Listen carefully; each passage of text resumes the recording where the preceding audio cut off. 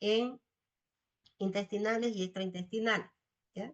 Vamos a ver las más frecuentes, que son las intestinales, ¿ya?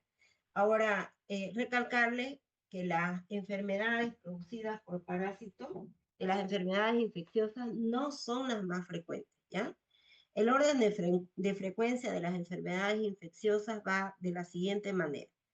Principalmente las enfermedades infecciosas son producidas por virus, después vienen por bacterias, después vienen por parásitos y por último por hongos, ¿ya? De las enfermedades infecciosas. Entonces, no es que una diarrea sea más común por este parásito, ¿ya? Lo común más bien es que sea por un rotavirus, por un virus, ¿ya? Después, por algún tipo de especie de bacteria, puede ser salmonella, puede ser shigella, Escherichia coli, etcétera, ¿ya? Y ya por último vendrían a ser por parásitos. Ahora vamos a ver, como estamos viendo, este parásito que es una megapatógena, ¿ok? Bueno, entonces, de 100 personas que están infectadas, que tienen el parásito en su interior, la entamoeba histolítica, 90%, o sea, de 100, estamos hablando de 90 personas, son generalmente asintomáticas, 90. Y el 10%, o sea, 10 personas de esas 100 pueden tener algún tipo de sintomatología, ¿ya? Entre esas, aproximadamente entre el 1 al 4% tendrá esta mebiasis perdón, el, mm, es que dice asintomática ya. La mebiasis aguda, ya, y las asintomáticas, como le decía, aproximadamente un 90%, ya. ¿Qué quiere decir? Que la persona tiene el parásito en su interior, pero tiene la forma de resistencia, o sea, tiene quiste, o sea, no tiene signos ni síntomas clínicos, pero sí, si esa persona va a un laboratorio, se hace un estudio coproparasitológico, en su materia fecal se puede observar quistes, en otra palabra, ¿no? Entonces se puede diagnosticar por un examen coproparasitológico. ¿Por qué por un examen coproparasitológico laboratorial? Porque no hay signos ni síntomas clínicos. Entonces, ¿qué se observa? Quistes. Entonces, ¿qué me indica esto? En la mebiasis asintomática, ese 90%, dijimos, de personas, del 100% de infectados, 90% cursan por la mebiasis asintomática. Entonces, el hombre no presenta signos ni síntomas clínicos. Pero sí el hombre puede ser fuente de diseminación de la infección. ¿Qué quiere decir? Como es un portador, porque tiene la forma de resistencia en su interior, entonces, si elimina su materia fecal a la intemperie o contamina alimentos o contamina agua, entonces puede ser fuente de diseminación del parásito para otra persona susceptible. Eso hay que tomarlo en cuenta. Entonces, en la mebiasis asintomática, los parásitos viven en la luz del colon, en la luz solumen, no invaden la mucosa. ¿Por qué no invade la mucosa? Alguien que me diga, por favor, ¿por qué no invade la mucosa? Porque tiene resistencia al huésped. No necesariamente. Digamos que en algo, parte, pero no es por resistencia. ¿Por qué? Ahí lo dice y está en la diapositiva y el punto clave. Ayer y hoy tomé examen de los mecanismos de acción de los parásitos. Por el moco que contiene el huésped. ¿Por qué? Por el moco que contiene el huésped que evita que el parásito se infeste. No, otra. Porque no se Por encuentra el esa forma sistema infecciosa. que tiene, por el sistema de defensa que tiene el cuerpo. No, otra Porque no tiene persona. luz. ¿Porque no tiene qué? Luz. Luz. Porque no tiene luz, dice. Por el mecanismo de acción, doctora. No, ¿por qué esta persona que tiene una forma parasitaria no presenta signos ni síntomas clínicos? ¿Por qué no?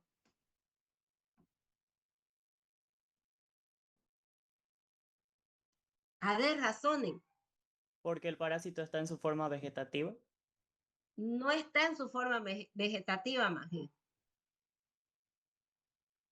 Porque el quiste no es la forma vegetativa, es la forma de resistencia.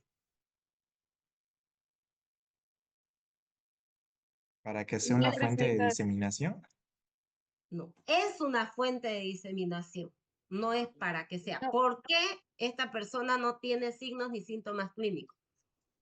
Ahí en la No tiene, diapositiva está. A ver, no ¿por tiene qué? signos y síntomas porque no invade la mucosa. ¿Por qué no invade la mucosa? Porque es portador. Nada. ¿Por qué? A ver, no están pensando, no están razonando. A ver, razonen. Que tiene el huésped, ¿Por qué? los mecanismos de defensa que puede tener el huésped.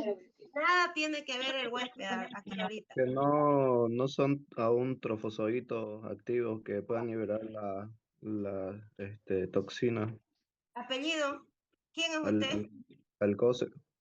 Alcócer, eso mismo, porque no presenta trofozoito. ¿Qué presenta? O si presenta muy poquito o no presenta, ¿qué presenta? Quiste. ¿Quién elabora la enzima de citoadherencia? Las enzimas líticas. ¿Quién elabora? ¿El trofozoito o el quiste? Trofozoito. El trofozoito. Entonces, por eso no invaden la mucosa del intestino grueso, no invaden la mucosa del colon. ¿Por qué? Porque, como dijo el compañero, son los trofozoitos los que pueden fabricar estas proteínas de citoadherencia y estas enzimas que destruyen tejido. ¿Se entendió? Entonces, por eso dice amebiasis asintomática.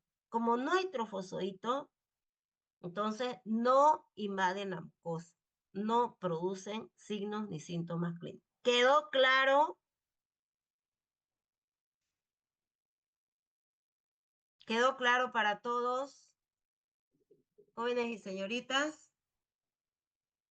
Sí, doctora. Sí, doctor. ¿Sí? Ok. Ya. Entonces, esa más o menos representa el 90%. De los que ya presentan síntomas, quedaría un 10%. Esta es la más importante y tal vez la más frecuente, ¿ya? De importancia, porque no es que el 10% restante tengan toditos colitis amibiana enteritis.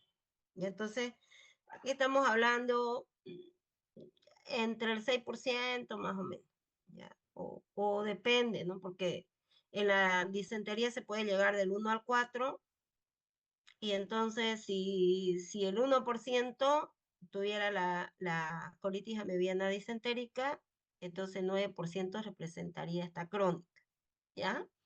¿Ok? Pero también hay complicaciones que hay que darle un margen también, ¿ya? Pero eso no es lo frecuente, ¿ya? Las complicaciones más bien es lo raro, ¿ya?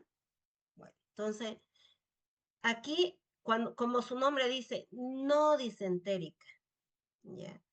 En los procesos diarreicos, antes de los 10 días hasta 14, hasta máximo 14, se dice que la diarrea, si ocurre antes de este tiempo, se dice que la diarrea es aguda. Si pasa de ese tiempo, se dice que la diarrea es crónica.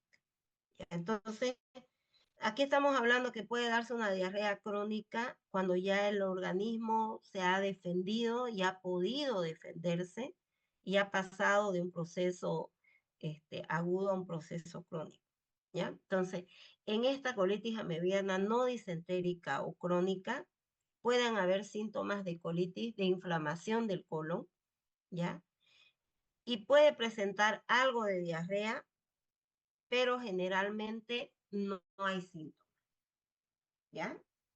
Entonces, sí puede haber inflamación y generalmente no existen síntomas. Decimos generalmente porque en algunos casos sí puede presentarse. ¿Ya? Ahora, ¿en qué consiste los síntomas de colitis?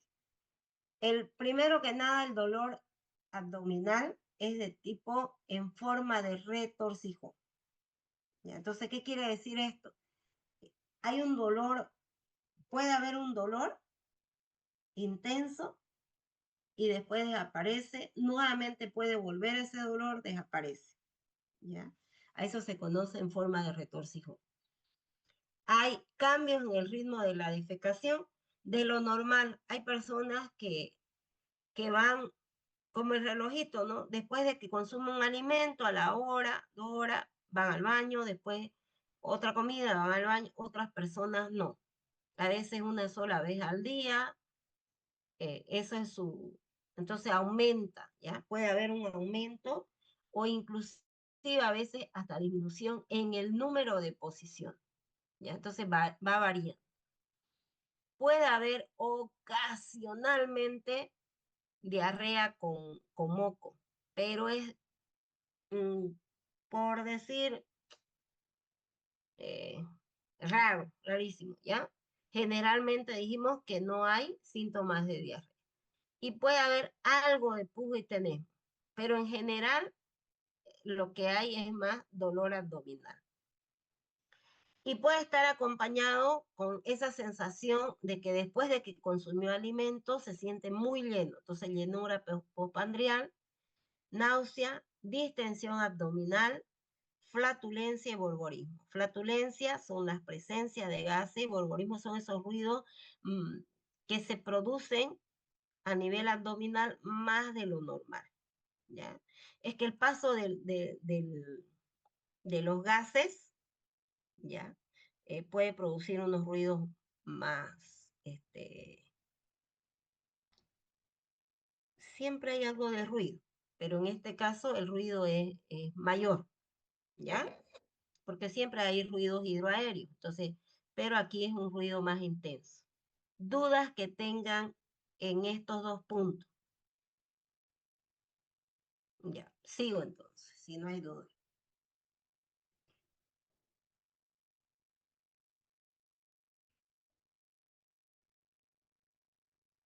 ¿Todos van bien? ¿Me están escuchando? ¿Sí? Sí, doctora.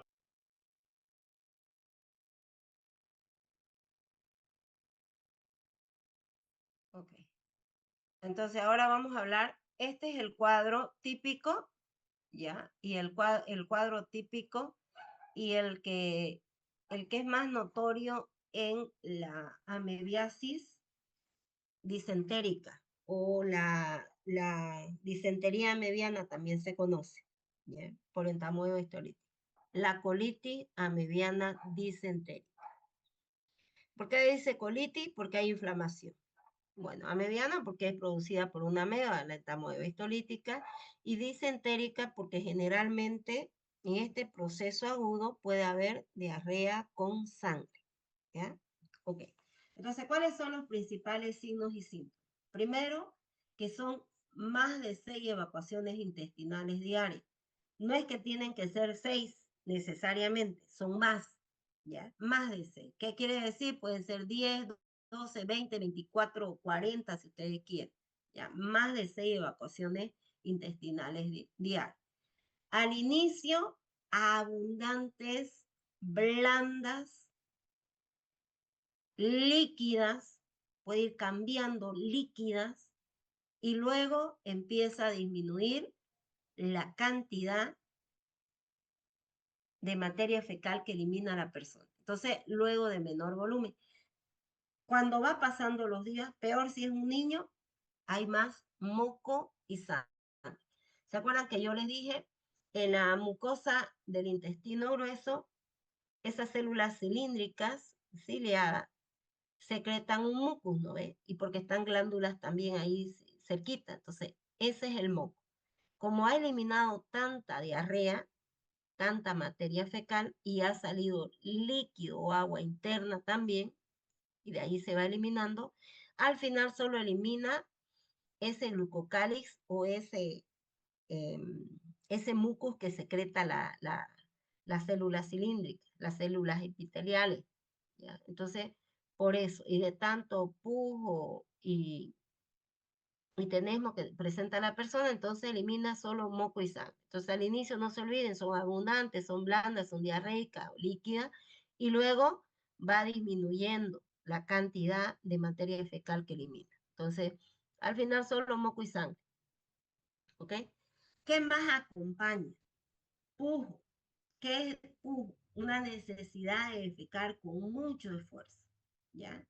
A veces solo puja sin conseguir eliminar materia fecal, pero a veces lo que elimina es moco y sangre.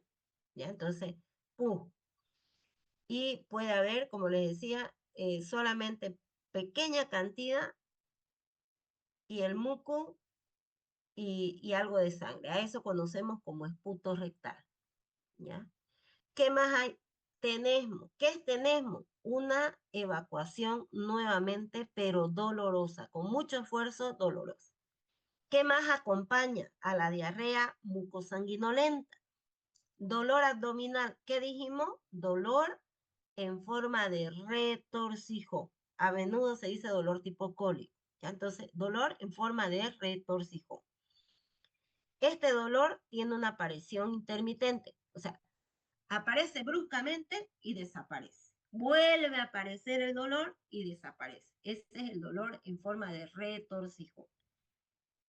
Este cuadro disentérico generalmente evoluciona sin fiebre. Ese es un punto clave porque hay otras enfermedades infecciosas, por ejemplo, producidas por la Shigella dysenteriae, que se parecen el cuadro clínico, muy similar. ¿Cuál es la diferencia? Que en la disentería por Shigella hay fiebre alta, 39, 39, 5, 40, todo esto que hemos hablado, pero además fiebre. En cambio, en la colitis mediana disentérica, mira, estoy gritando aquí, es como grito en clase, sí estoy gritando. Me estoy dando cuenta que estoy gritando aquí. Bueno, entonces, aquí no hay fiebre. Generalmente, el cuadro clínico evoluciona sin fiebre. Y en caso que hubiera la temperatura, el alza térmica, es muy poco, ¿no? A lo mucho llegar a 38. Cuando estamos hablando de colitis mediana disentérica. No estamos hablando de complicación, ¿ya? Ok. Ahora, en niños que además son desnutridos, esta disentería se puede prolongar por varios días y puede producir atonía de los músculos perianales y relajación del esfínter anal. Y entonces aquí habría acompañado de una inflamación del recto. E inclusive si hay mucho pujo tenesmo, puede salir el recto a través del ano y a eso se conoce como prolazo rectal. Dudas que tengan aquí. Se lo hice en forma de cuadro sinóptico porque yo lo encuentro que es más fácil. Así que tarea que ustedes me presenten, me van a hacer así. No me lo van a transcribir nomás, porque así es más fácil. A un ojo de vista se le queda dudas que tengan en la colitis mediana disentérica. Pregunten ahora, por favor. ¿Nadie? ¿Todo está claro entonces? ¿O me entendieron todo o no me entendieron nada? A ver qué. Cuenten. ¿Cómo se llamaba la enfermedad que a esta? ¿Cómo? ¿Cómo se llamaba la enfermedad que a esta? ¿Cómo se llamaba la enfermedad que qué? Un Que repaso, se doctora. parecía a esta. Ah, ya. La producida es una disentería, pero bacilar, producida por la Shigella dysenteriae. Solo que en la shigellosis, también se le puede decir shigellosis, en la shigellosis hay fiebre. y es elevada. ¿Qué más? ¿Otra pregunta? ¿Alguien quiere preguntar algo? ¿Se entiende lo que estoy explicando y se entiende lo que están viendo? Sí, Jóvenes y doctora, señoritas. la diarrea crónica, ¿a partir de los cuántos días se considera crónico? Después de los 14. Ya. Para algunos Gracias. autores después de los 10, para la mayoría después de los 14.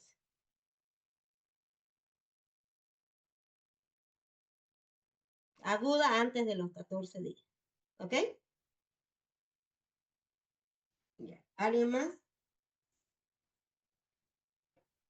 ¿Alguien más quiere preguntar algo? Ya. Bueno, sigamos. Entonces ya saben la colitis amebiana disentérica. Este es el cuadro, hasta ahí generalmente puede llegar la persona, ¿ya? Ahora, ¿qué pasa si hay complicaciones? En caso que la persona tenga o es muy pequeña, niño, desnutrido, además, o una persona que tenga sus defensas muy bajas, ahí ya puede haber estas complicaciones. Dentro de las complicaciones. Entonces, no es lo frecuente, ¿está bien? Sí, Olivera, Brian. Diga, pregunte. Me compliqué en esto, lo que dijo, preguntó mi compañera de eso del cuando se ve agudo, crónico, de los días, cuando una diarrea. Generalmente, antes de los 14 días decimos que una diarrea es aguda. Pasa ese tiempo, decimos que una diarrea es crónica. Cuando se complica, ya, gracias. No dije de complicación. No. Complicación es otra cosa.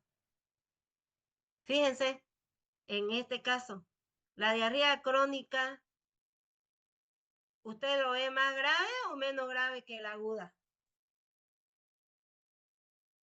¿Ah? No confundamos complicaciones, ¿ya? Estamos hablando del tiempo nada más. Fíjense, tiene menos síntomas clínicos. En cambio acá, el cuadro clínico es mayor, ¿sí? Si quieren decir más grave. Las complicaciones son otra cosa. Si esto usted lo ve que es grave, las complicaciones son graves, pues, ¿no? Pero no es frecuente, no se da con frecuencia. ¿Cuándo se dan las complicaciones? Cuando le dije, cuando la persona, ¿ya? Diga. Cuando el paciente tiene una mala nutrición o su sistema inmunológico se encuentra debilitado o es un paciente inmunodeprimido, mejor dicho. Ajá. O en un niño pequeño que sus defensas todavía no están bien instauradas también puede darse. ¿Ya? ¿Quedó claro? Ok. Entonces vamos a ver. Una de esas es la colitis amebiana fulminante. Mire, su nombre lo dice.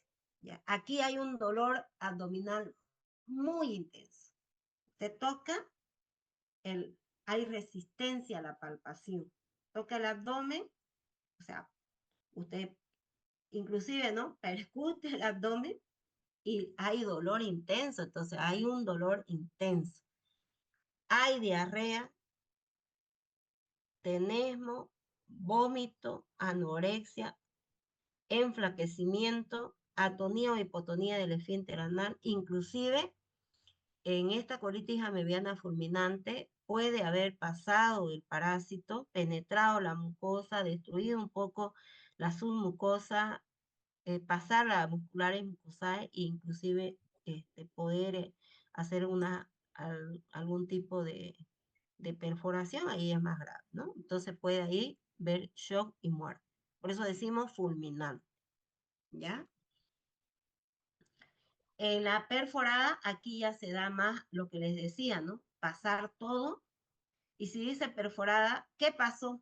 Estaba primero la luz volumen, luego se fue y se pudo adherir a la mucosa, penetró la mucosa del intestino, destruyó, como les decía, tejido celular subcutáneo, se extiende de forma horizontal, ¿ya? Porque las úlceras que forman, no se olviden que son en botón de camisa. Forma de botón de camisa quiere decir que es algo pequeñito que se puede ver con la colonoscopía y la extensión se hace en las mucosas, ¿ya?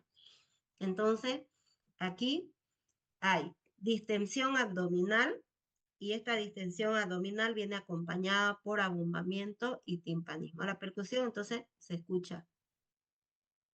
¿Ok? Ya. Ahora, aquí, ¿cuál era la norma más o menos en la mebiasis? Que no había elevación de la temperatura, ¿no? O si era muy poquito. Aquí ya es diferente. Como perforó, entonces puede llegar hasta el peritoneo, ¿no es? Porque estamos hablando de úlcera perforada. O sea, ha perforado, el parásito ha pasado todo, muculares, mucosales, serosa y pasó. Entonces aquí ya hay un aumento en la temperatura. Entonces temperaturas elevadísimas, temperaturas de 40 grados. ¿Ya? Puede haber. Es lo, mejor dicho, es la norma que hay. Y puede inclusive hasta no verse la elevación de la temperatura. Lo frecuente es que hay una elevación. ¿Qué más hay? Dolor abdominal con resistencia a la palpación profunda, vómito, deshidratación, intenso estado de toxemia y atonía del esfínter rectal. Entonces aquí ya la persona no puede contener la materia fecal, sino que espontáneamente se eliminan heces mucosanguinolentas y en estas heces que se están eliminando hay abundantes trofozoitos. No lo vemos a simple vista porque son microscópicos, pero esas heces mucosanguinolentas, si las vemos al microscopio, ahí se pueden ver los trofozoitos. ¿Quedó claro, jóvenes y señoritas? Estamos hablando de complicaciones, ¿no ven?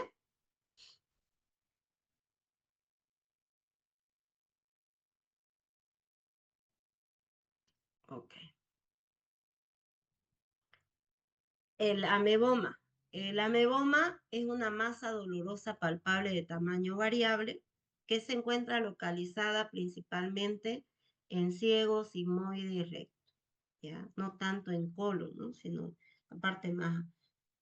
Entonces, ciego, sigmoide y recto. Hay una ameboma. Y algunas mujeres que presentan esta obstrucción intestinal pueden presentar perforación o hemorragias con el ameboma. Entonces hay que tomar en cuenta, ¿ya? Bueno. Ya esto es extraintestinal, estas serían las complicaciones. Entonces las principales complicaciones intestinales son la colitis amebiana fulminante, la amebiasis perforada y el ameboma. Ahora, entre las extraintestinales, eso es lo intestinal. Entre las extraintestinales tenemos de lo más frecuente es el absceso hepático, ¿ya? Entonces, al inicio de la enfermedad, los síntomas son inespecíficos, ¿no? El paciente tiene una debilidad general, astenia, ¿no? Generalizada, pero no sabe. Puede haber, ¿qué febrícula? Alza térmica que oscila entre 38, así, ¿ya? No tiene apetito, anorexia, no quiere comer y empieza, si estamos hablando del hígado, entonces por la localización, entonces hay dolor a nivel del hipocondrio derecho. Entonces le hace la palpación y hay dolor, ¿ya? Dolor en hipocondrio derecho. Esos son los síntomas inespecíficos al inicio. Ya cuando está instaurada la enfermedad, ya, entonces hay un gran malestar general, fiebre que alta entre 39 a 40 grados, acompañadas de escalofrío, dolor en hipocondrio derecho, y ese dolor puede irradiarse a hombro, espalda, y además a este dolor en hipocondrio derecho puede haber náusea, vómito, diarrea, cólico y pérdida de peso, ¿ya? A consecuencia de que la persona no quiere comer nada, ¿no? Tiene una franca anorexia. Entonces, ¿qué me puede indicar de que hay un absceso hepático? Algo de acá, que me marque, que podamos decir, a ver, ¿quién? El dolor en el hipocondrio derecho. Muy bien, el dolor en hipocondrio derecho. Pero ojo, ¿no? Que el dolor en hipocondrio derecho no solamente es la causa, sino un dolor en hipocondrio derecho puede ser otra causa. Hay diarrea aquí, no se van a olvidar también, ¿ya? Y puede haber Doctora, fiebre. Sí, dígame. en este caso, si el paciente sufre un daño hepático, eh, ¿se puede volver ictericia o histérico? Es que en el absceso hepático hay acumulación de pus, pues, ¿no es? ¿Sí? Entonces, a no ser que esté totalmente dañado el hígado, o sea, que no esté cumpliendo la función, porque lo que hace el hígado es glucuronizar la bilirrubina. Y si no se glucuroniza, puede haber ictericia. ¿Se entendió? Entonces va a depender qué tan dañado esté el hígado, qué áreas estén dañadas. No sé si me dejo entender. Y acá le estoy poniendo lo característico, pero si el daño, si el absceso es grande, una área considerable del hígado, ¿sí? Porque el hígado glucuroniza. ¿Se entendió? En medicina no se puede descartar, porque va a depender del paciente y de las condiciones. ¿Ok? No sé si me dejé entender, hijito. Sí, está bien, doctora, Doctora, gracias. otra duda. Bien. ¿Alguien más quiere preguntar algo? Sí, doctora, ¿cuál es la diferencia entre febrícula y fiebre? Generalmente ya no se debe utilizar el término febrícula por su caso, pero cuando decimos febrícula nos estamos refiriendo a que la temperatura no se eleva tanto,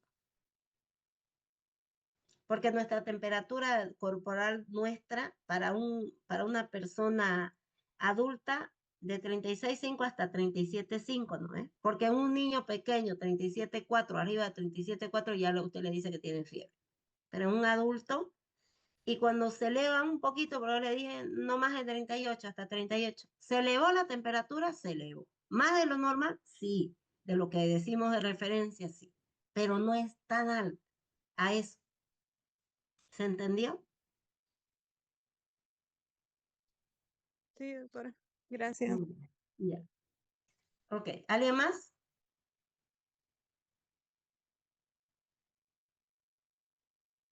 Bueno.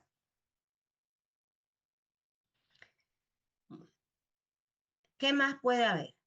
¿Ya? Entonces,